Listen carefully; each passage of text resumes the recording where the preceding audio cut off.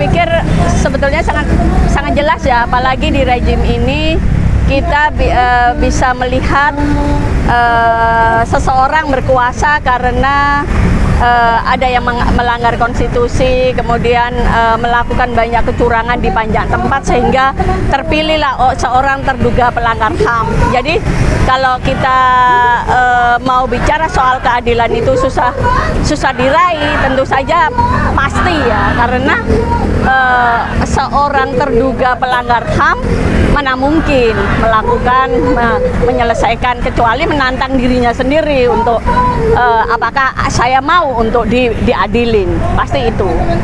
Kalau tidak ada dasar kayaknya terlalu sangat ini ya, saya bilang bukan menghina tapi kayak semacam semacam menghilangkan perjuangan. Jadi sebetulnya aksi ini adalah aksi yang digagas karena memang pure bagian dari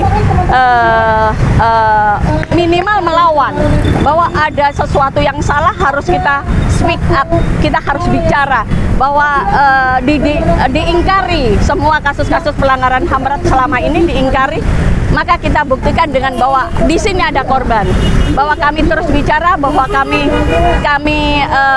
menolak bahwa ada banyak ruang di mana kejahatan itu terjadi dan kita mau itu dibawa ke ruang keadilan. Dan kalau hari ini tidak berhasil, bukan berarti kemudian kita kalah, karena nilai-nilai itu kemudian menghampiri.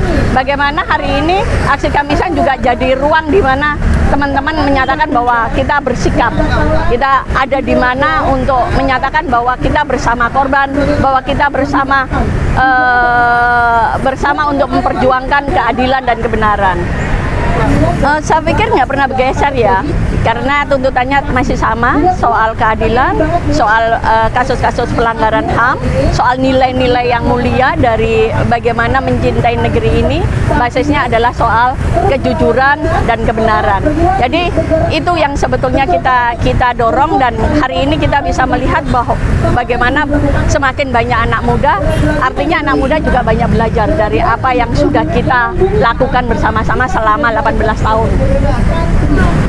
Saya pikir aksi Kemisan itu dibuat basisnya adalah anti kekerasan, bahwa kita melakukan ini dengan cinta, bahwa kita juga melakukan dengan damai dan terus-menerus tidak berhenti ya. Artinya itu yang jadi tumpuan dan jati diri kita.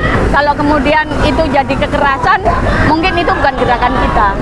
Jadi itu sih lebih ruhnya di sana. Kalau selalu ada aksi Kamisan, berarti kan belum terlaksana ya.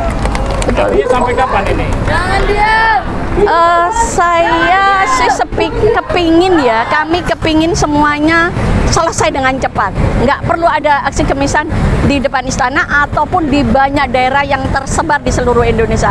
Ketika semakin banyak itu tersebar, artinya yang ada yang muncul hari ini banyaknya keburukan di pemerintahan, di rezim, karena tidak mau menyelesaikan. Jadi intinya kalau kasus ini belum selesai, pemerintah ini belum pernah menyelesaikan kasus-kasus pelanggaran HAM berat ya, Kamisan akan terus ada. Jadi jangan bilang kapan, mungkin sampai saya mati, mungkin sampai teman-teman yang lain kemudian muncul ada lagi, ya itu bagus. Jadi itu sih yang kita perjuangkan selama ini begitu. Berarti artinya kalau belum selesai, belum tuntas, nanti akan ada yang melanjutkan.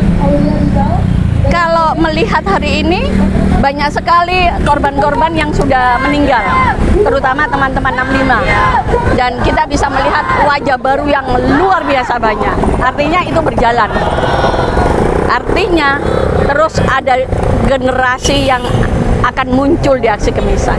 Oke, pernah nggak Ibu Suci merasakan bahwa Kamisan ini sebetulnya tidak efektif karena mungkin ya dari pemerintah tidak ada respon, dari masyarakat pun tidak ada dukungan yang berarti? Kita bisa melihat cara berpikir itu soal hasil ya. Kenapa nggak efektif? Karena rezim orang busuk. Jadi jangan bilang efektif kalau kemudian kita berhadapan dengan rezim yang busuk. Jadi saya nggak akan bilang bahwa aksi Kamisan tidak efektif. Kita bisa hari ini bisa menjadi lebih besar. Kadang-kadang ini tempat ruang di mana teman-teman juga healing untuk bagaimana menyatakan melawan itu seperti apa. Itu berkumpulnya di sini.